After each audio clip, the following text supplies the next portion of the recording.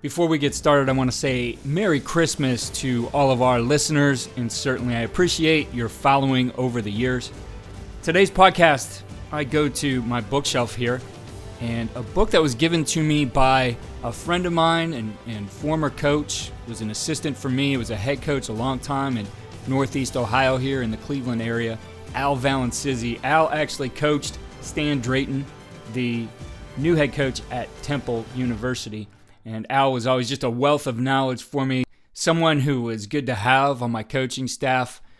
This guy really knew the game up and down, studied the game, and I was fortunate. He called me up one day and gave me this box of books, and I've been going through those now, several of them. And when I went back to here initially, I had skimmed it, but I found a great section on this, and I realized that though this is called How to Train the Quarterback, there's a huge section in here on how to call plays, how to be a play caller. When I looked at it, it is as relevant today as it was in 1960. Now, the difference was this. In 1960, the play caller was the quarterback. So you had to train your quarterback essentially to understand the game plan, be like an offensive coordinator, and be the play caller on game day. And so this was a manual on exactly how to do that. But when you look at it, as I said, really, this is a manual on being a play caller.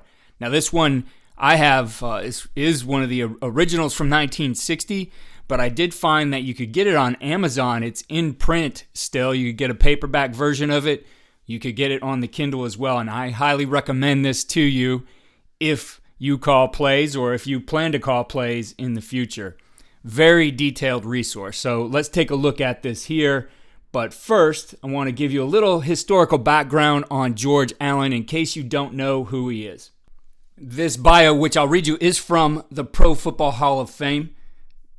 George Allen was inducted into the Hall of Fame, and one of the things he was known for was this idea that the future is now. It was one of his methods of getting personnel for his team, and really he was known for getting guys who were veterans who knew what they were doing, and it enabled him to turn around teams in the NFL. So here's the bio from the Pro Football Hall of Fame. In 12 seasons with the Los Angeles Rams from 1966 through 1970, and the Washington Redskins from 1971 through 1977, George Allen compiled a 116, 47, and 5 regular season record as a head coach.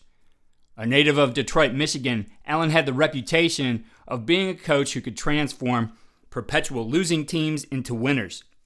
The Rams, prior to Allen taking the reins in 1966, had experienced 7 straight losing seasons, including a 4-10 record in 1965. In Allen's first year, the team posted an 8-6 mark and then won the NFL's Coastal Division with an excellent 11-1-2 record in 1967. That year, Allen was a virtually unanimous NFL Coach of the Year choice. Allen moved to the Redskins in 1971 to lead a team that had only one winning season in 15 years. Adopting the future is now theme, he made numerous trades sacrificing future draft choices for veterans who could help immediately. In his 12 seasons in the NFL, he made 131 trades, 81 of them coming during his Washington tenure. Allen never had a losing season in 7 years with the Redskins. The 1971 team finished second in the NFC's Eastern Division with a surprising 9-4-1 record. The next year, the team marched on to an 11-3 record, an NFC Championship victory over Dallas, and a Super Bowl VII appearance with or against the Miami Dolphins. 3 times in the next 4 years, Washington had 10-4 seasons and a wild card berth in the postseason playoffs. Allen, who was born on April 29th, 1918, attended Alma College, Marquette University, and the University of Michigan before starting his coaching career at Morningside College in 1948. He moved to Whittier College in 1951 to begin a 6-year tenure. Allen's first pro coaching experience was as an assistant to Sid Gilman with the Rams in 1957. A year later, he joined the Chicago Bears as a defensive assistant. In a rare move, he was presented a game ball following the 1963 NFL Championship game in which his defense recorded 5 defensive turnovers. Some other interesting things about George Allen. He is the guy who is credited with developing the term sack. He's also very well known for special teams. If you haven't seen George Allen's special teams manual, I highly recommend you pick that one up too. He was really a pioneer in putting an emphasis on special teams to the point where he felt it was the most important unit of his team. So check that one out as well. So let's get into some of these ideas of how to become a play caller.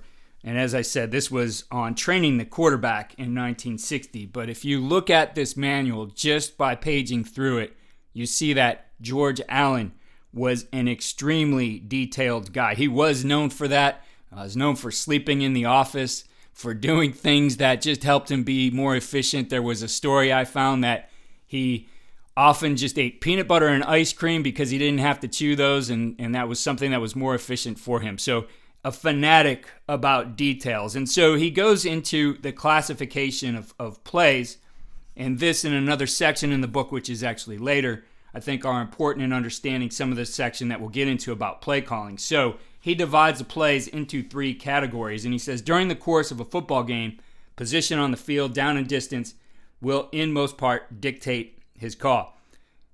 You do not expect that he will conform entirely to a given pattern and thereby become a tendency quarterback. He may call any play at any time if he feels it has a good chance to gain ground. However, the entire offense should be thought of in terms of the following divisions. So Division 1 is what he calls touchdown plays, and there were 7 of them. The delayed sweep, passes, gadgets, screen, option pitch, waggle, and stop and lateral. He goes on, he must understand that the above plays listed as touchdown plays may go for the distance, but the possibility of a loss is greater. Consequently, he would not think of utilizing this category inside the 5-yard line or in short yardage situations. So as a play caller, that's something we all do. Understand that this play can be a shot for me. It could also be a play that loses ground or even potentially turns over the ball because of maybe unique ball handling. But when to call those plays, you'll see is something that becomes consistent as he goes through and he explains these different divisions of play. So Division 2 is direct hits, first down plays. Use direct hits with 2-on-1 blocking at the point of attack. The quarterback sneak is a sound play and has averaged well over a period of many years. Every offense has a few basic plays that are designed to run off tackle. If the defense is playing in the gaps, run wide with quick hitting or fast ball handling. The above Division 2 first down division are surefire gains. The gain may be small, but it is certain with the probability of loss being very small and a fair gain good. Note that the football field is divided into 6 zones, A, B, C, D, E, and F. The score, time, weather conditions will alter this basic plan as it will should he detect weaknesses in the defense. Note how the various division of plays fit into the 6 field zones. We'll go over that a little bit later. He covers that a little bit ahead in the book. So Division 3 is the position play. You have in your offense certain plays, which we call position plays. Their success is virtually assured when run in certain positions on the field due to tendencies of the defense at particular locations. For example, certain plays usually run into the wide side of the field are effective if run into the sidelines. However, there are specific delayed sweeps that must be run into the wide side of the field to be successful. Have him keep in mind that various locations of the field where your basic plays seem to operate best. So now he starts to get a little bit more into field awareness as far as play calling. And then Division 4, he calls basic plays.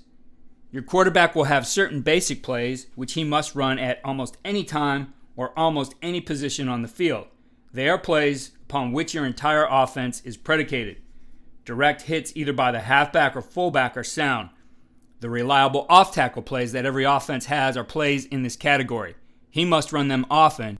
They have averaged off best over the years.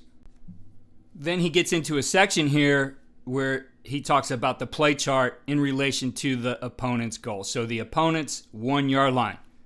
And what he says with that one, nothing but sneak inside the 1 yard line unless he has tried it and it has been stopped. Opponent's 5 yard line inside the 10 yard line. The best and strongest play. Best and strongest, most reliable back. Pounding zone, no pass. Run 4 downs unless 4th and 4. Then use the stop pass. It is best or a field goal. Use direct hits, first down play area. Use short count, long count takes the edge off the team. Interesting things there. I've always believed that too. There's more risk in trying to go on 2 or changing the snap count.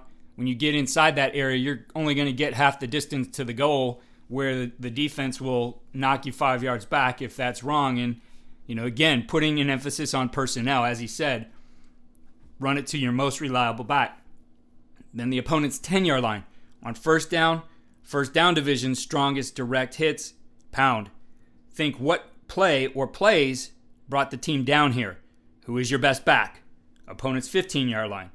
Are you running the ball well? Then run. On 2nd and 10, use your best gadget. Go to the TD division for run and pass. And on 2nd or 7 and less, pound. Go for the first down. The opponent's 20 yard line. On 3rd and 5 or less, first down division. On 4th and 4 or 5, stop pass for a first down or touchdown. Keep in mind the field goal potential. The opponent's 25 yard line. On first down TD division, try to break the runner for a long gain. Opponent's 30 yard line. 2nd and 8, TD pass to the outside, not down the middle. 2nd and 7 or less, first down division, pound. Opponent's 40, 3rd and 5 or more, TD division, play passes. Handoff behind to the flanker. Opponent's 45 yard line, 3rd and 4 or less is the first down division, pound. Opponent's 50 yard line, 4th down, punt unless you're behind the 50 with 1 yard or less to go. And then he goes into your own territory. On the 45, screen or play pass, first down division, power off either tackle. 40 yard line, run, pass, delayed sweeps. Fullback counter or similar play using your big back. 35, draw an option, fake pass, and run if situation warrants. 30, waggles and traps, the strongest and soundest plays. 25, waggles and traps, strongest direct hit with a minimum ball handling. On your own 20, first down area, go for first down and make ball handling sure. On the 15, safe ball handling area. On the 10, let's get out of here in the safest way possible. A mistake here is costly. Give the ball to the safest back. Number 5, sneak until outside of your own 5 yard line. Goal line sneak until you're outside of your own 5 yard line. So for him, it really broke down into 6 zones. He labeled A through F. So A being our goal to the 5 yard line. B, our 5 yard line to the 20. C, our 20 to their 20. D, their 20 to the 10. E, their 5 to score. F, their 1 yard line. And then 4 classifications, as we mentioned before, plays. So 1 being the TD or long gain, 2 being a first down, 3 being position plays, and 4 being basic plays. So as you go through this, and if you were to take a look at this book, I think there'll be things that you don't agree with philosophically, and that's really not the point here. Certainly, he had a certain way of running of his offense. He had things he believed in, though I would say everything he mentioned there is certainly very sound, but you may be a different style of offense. And so he covers different things here within there, and he goes into suggestions here on play calling, and I'm going to go through them briefly. There's actually 41 of these, but I think all of them are relevant when thinking about calling a play. So number 1, inside our opponent's 5 yard line, pound, using our strongest play with our strongest and most reliable back carrying.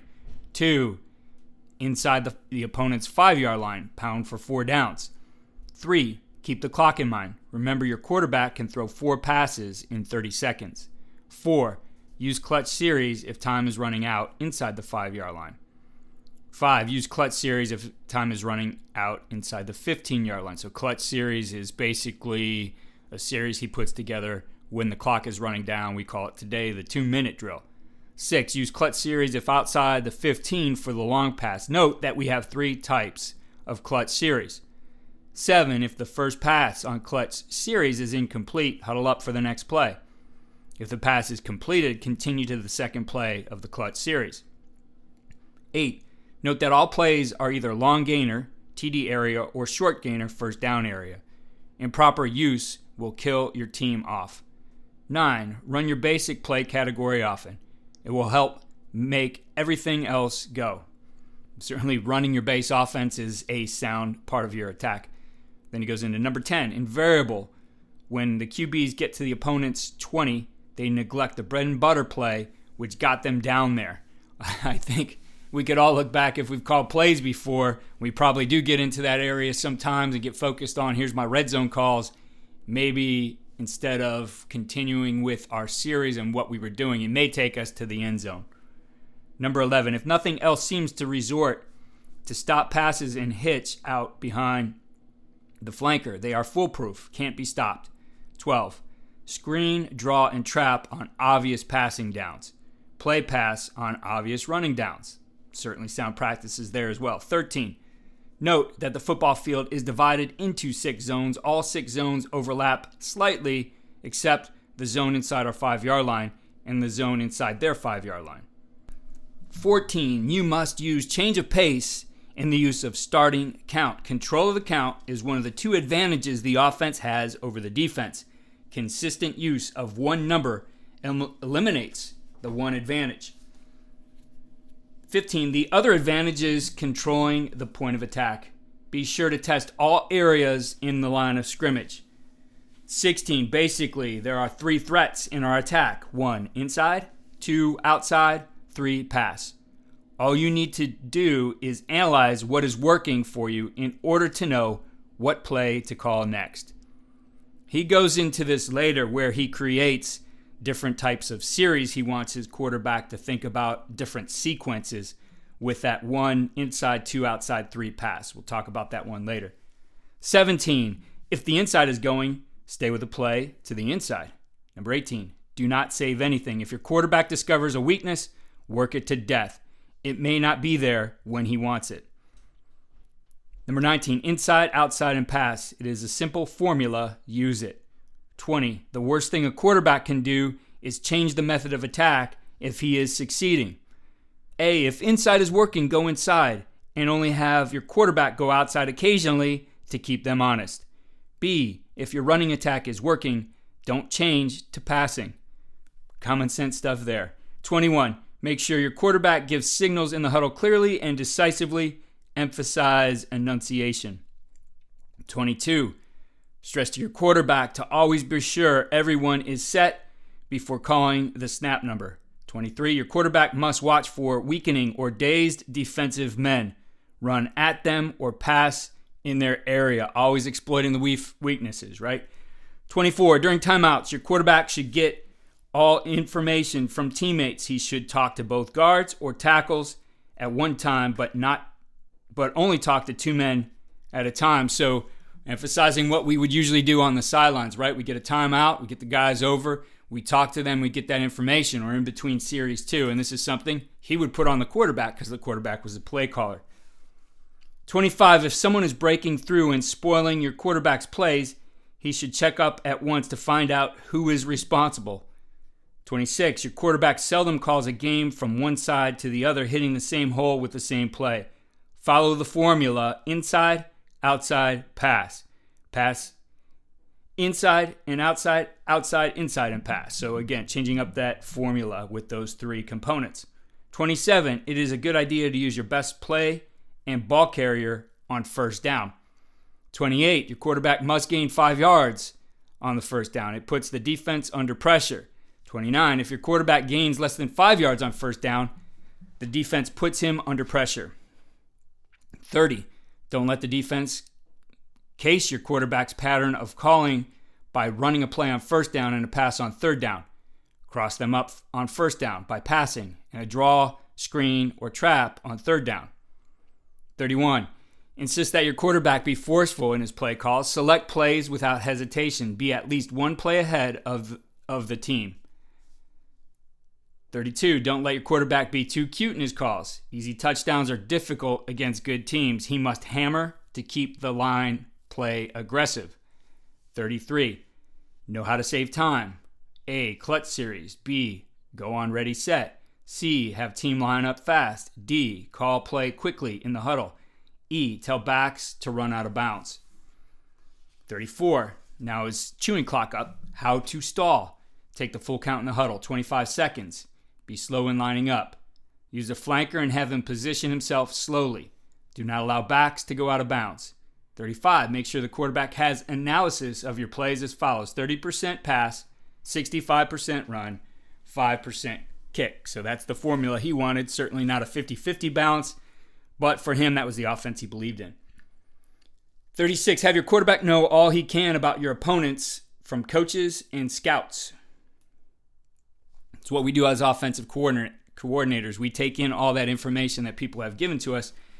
And again, in this case, that was the quarterback as the play caller doing those things. 37, at the beginning of the game, have your quarterback see if opponents are using defensive strategy given to him.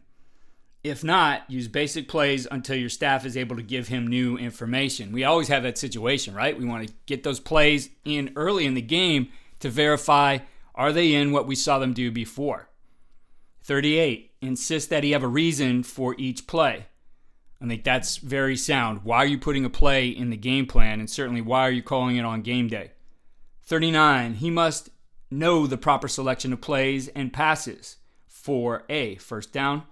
Second, both long and short yardage. B, second down and short yardage, less than 4. C, second down and long yardage, more than 4. D, third down and short yardage, less than 3. E, third down and long yardage, more than 3. And F, fourth down and short yardage deep in opponent's territory. G, fourth and long yardage deep in opponent's territory. H, have your quarterback learn how sideline affects plays and passes. So all things there certainly that we use to organize our call sheets today, he had his quarterbacks think about. That certainly was a burden when you think about the quarterback having to do everything he's supposed to do in running the offense as a player, but also being one play ahead and thinking about the situation and everything there out on the field. So category 3, he goes into defensive weaknesses and strengths. And he says this: the greatest contribution your quarterback can make is calling a smart game. It is more important than his physical efforts.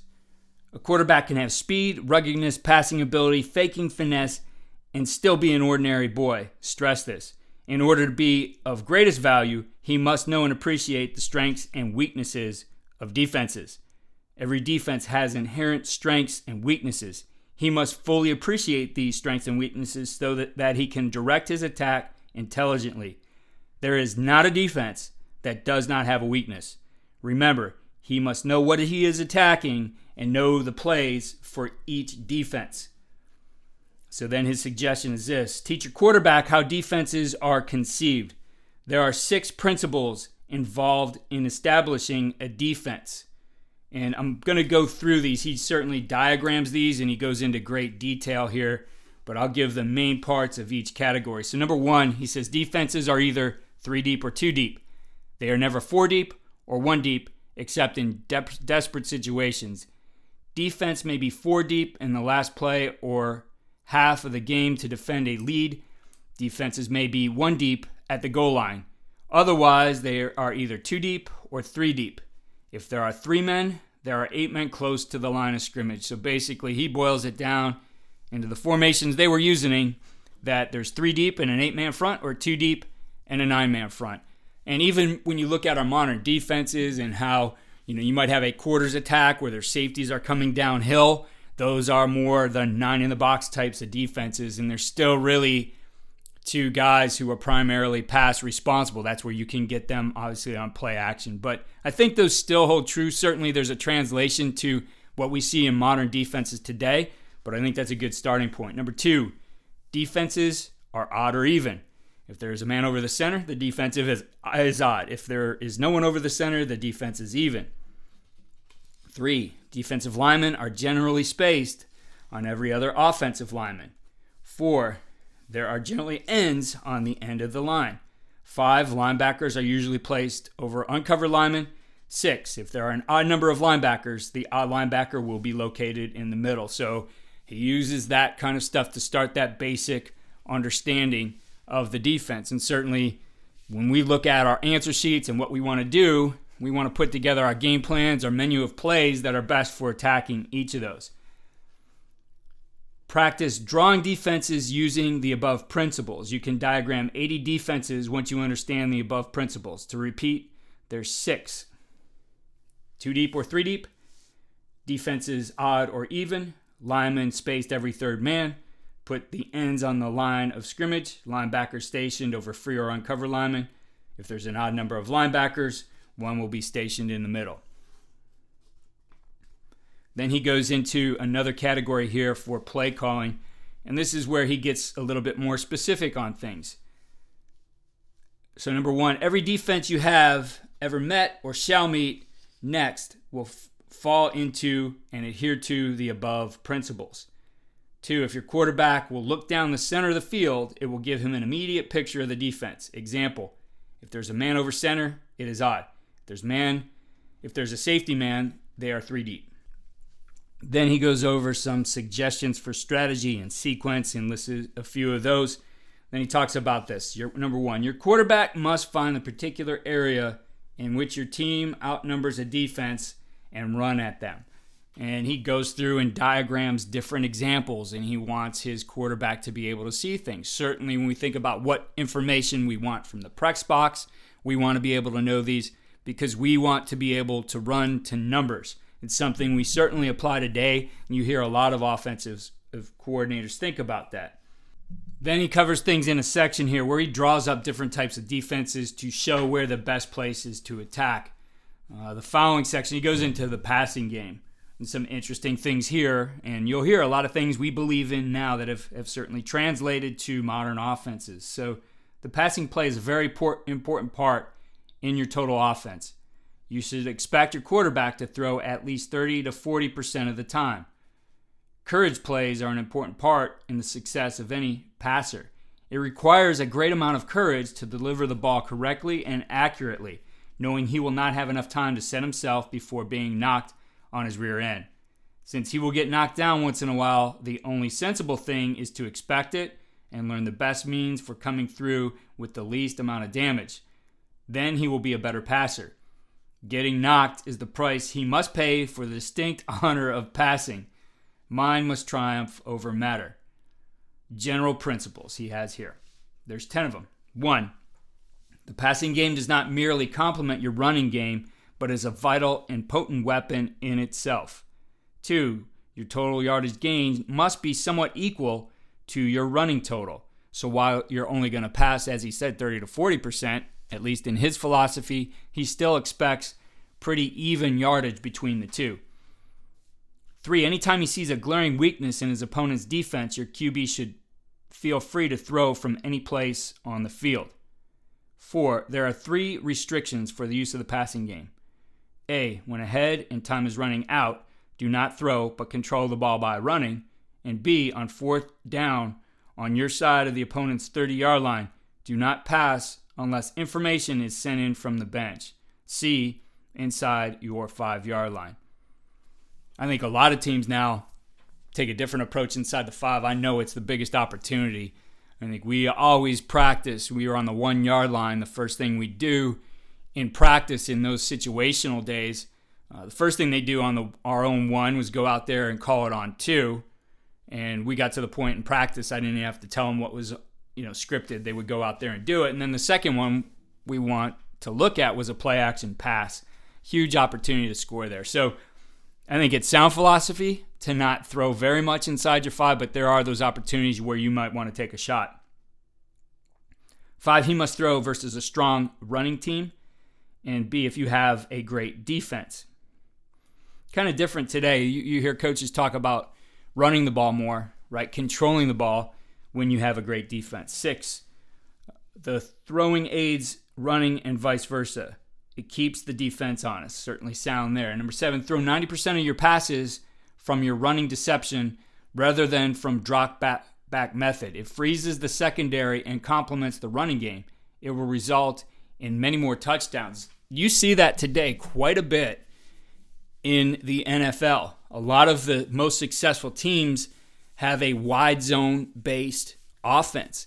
And with that wide zone-based offense, the keeper or the play pass is a huge part of it, right? If you learn that from the Alex Gibbs coaching tree, or coaches who utilize his wide zone, he'd always talk about the keeper being an important part of that play.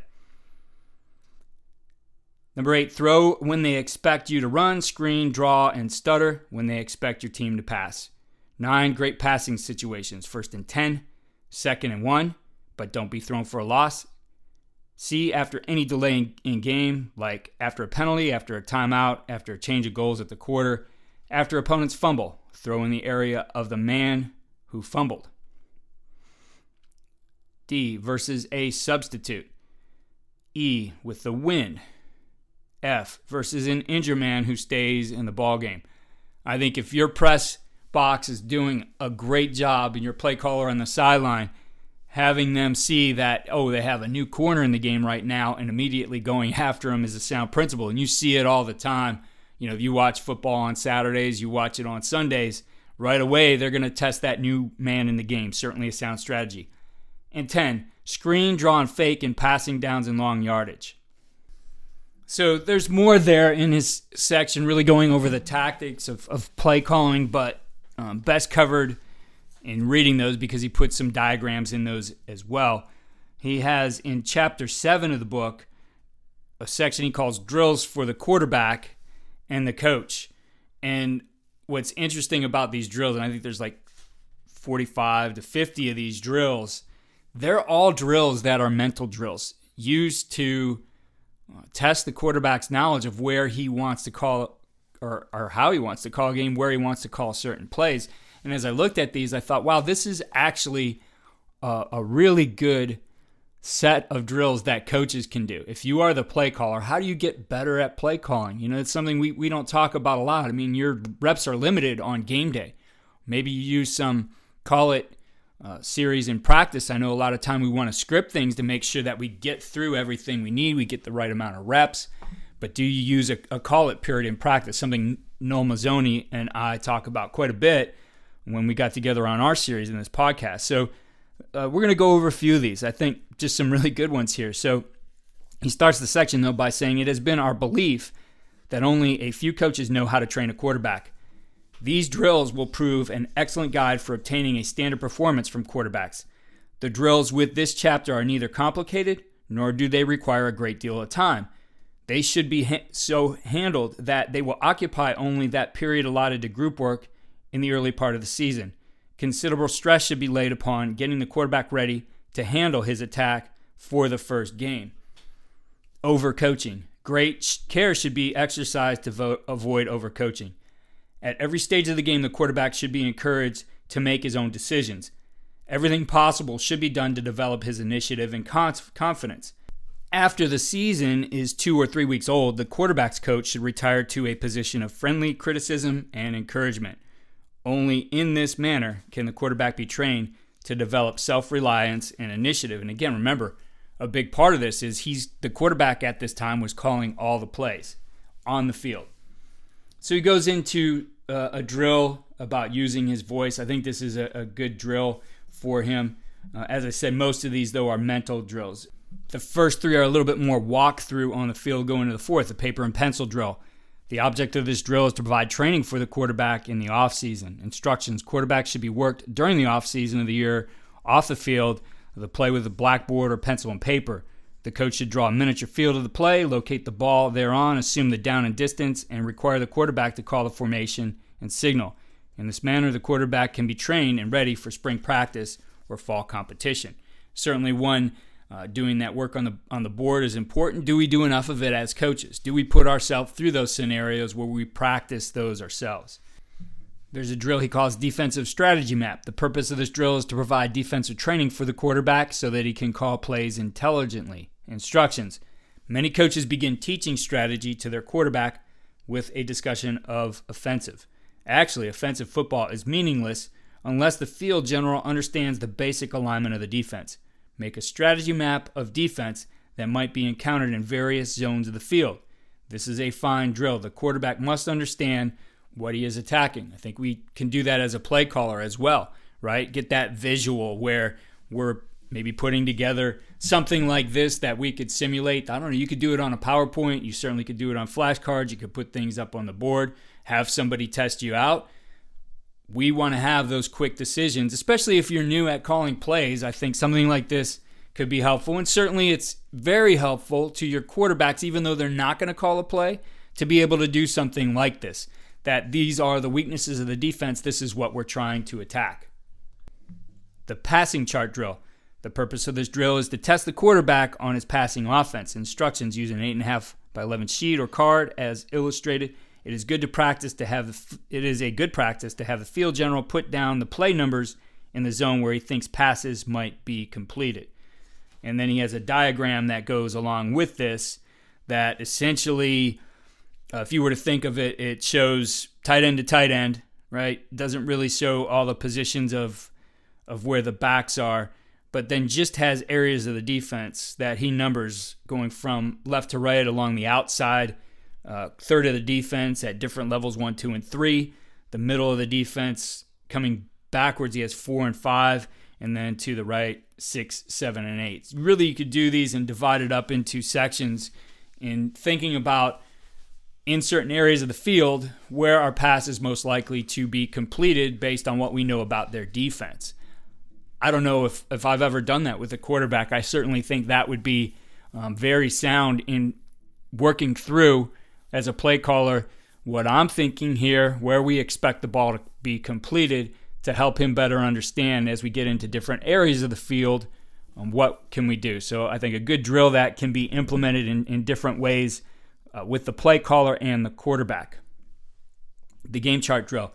This is a post-game summary to analyze the tactics employed.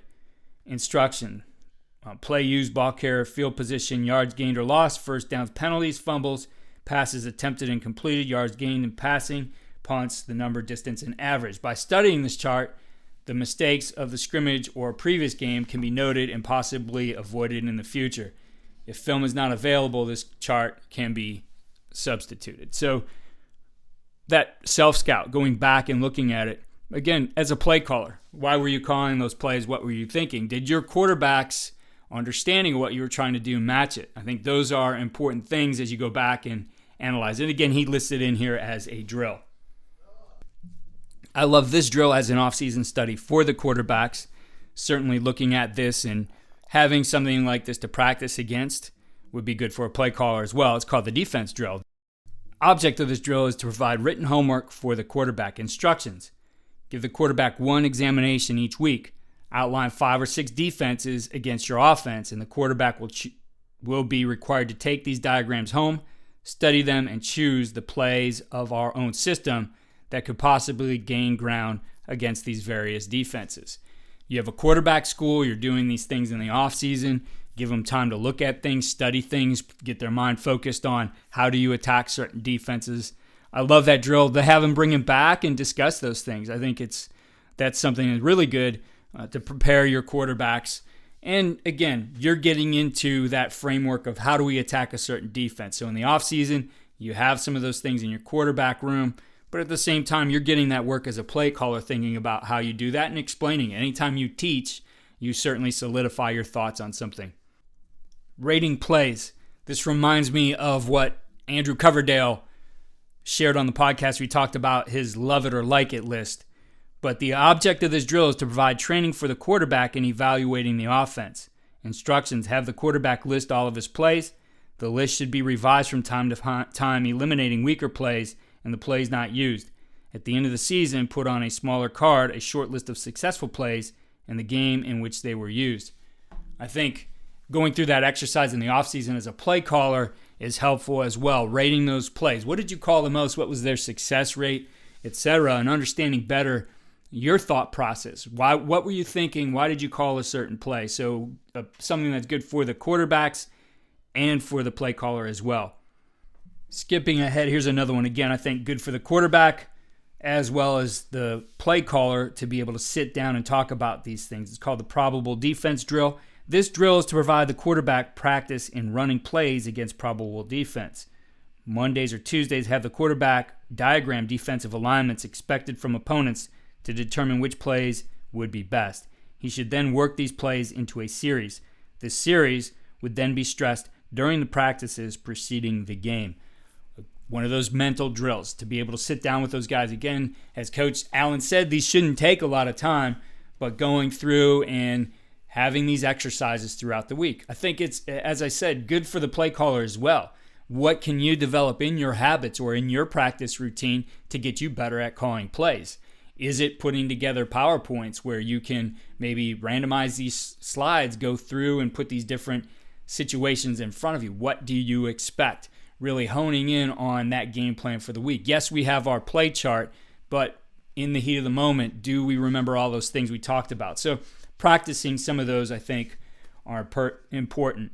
Special play drill. The purpose of this drill is to associate the quarterback with certain plays to be used in various areas of the field. Quarterbacks must learn to associate certain plays with a certain spot on the field. This is particularly true of special plays and fancy plays, and to a lesser extent of all plays. To help form these associations, the quarterback should be given charts of the field and asked to rate the signal for each play upon the spot from which it should normally be expected to work best. That's something I actually did for me in pregame. When we got to the field, or if we were home, I'd go up to the press box, sit down with my call chart, and especially for our special plays, I'd be thinking about where on the field, when we hit this spot, I want to call this play. And for me, that's how I call trick plays. I would be able to visualize that pregame when we get here. And a lot of times it mattered what hash it was on. It mattered what direction we're going. There'd be things that I'd want to be sure we were closer to our sideline than theirs, so they couldn't maybe see, something abnormal in a formation or personnel substitution. All of those things went into when we would want to run those certain plays. And so I love that right there. The special play drill, certainly something useful in visualization for a play caller. I like this next one as well. The walking drill. The purpose of this fine drill is for the coach and the quarterback to walk and talk strategy.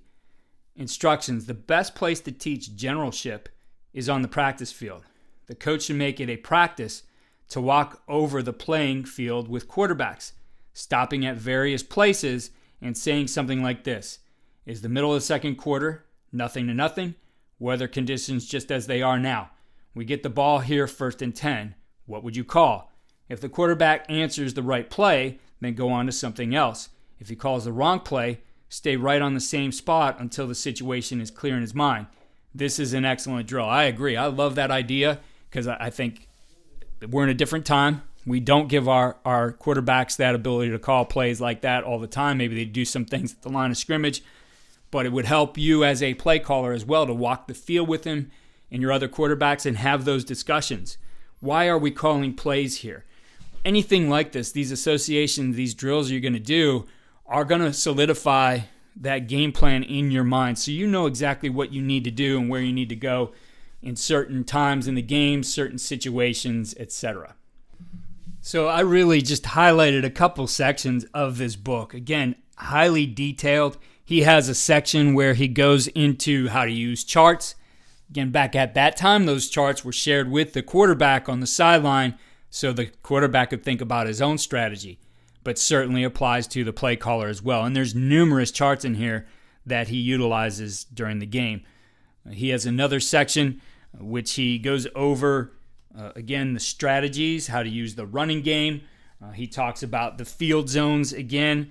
He talks about quarterback and quarterback coach relationship and how to develop that, and covers successful quarterbacking. So while you will not see a lot of physical drills or techniques in this manual, as I said, this really is a manual to help get you thinking about the game. And while it may not be the exact philosophy or strategy that you subscribe to, the thought process here and everything that he set up is very sound and incredibly detailed. And I think if you are a play caller, picking this book up, regardless of where you are in your career, is going to help you improve this offseason. So again, it's called How to Train the Quarterback.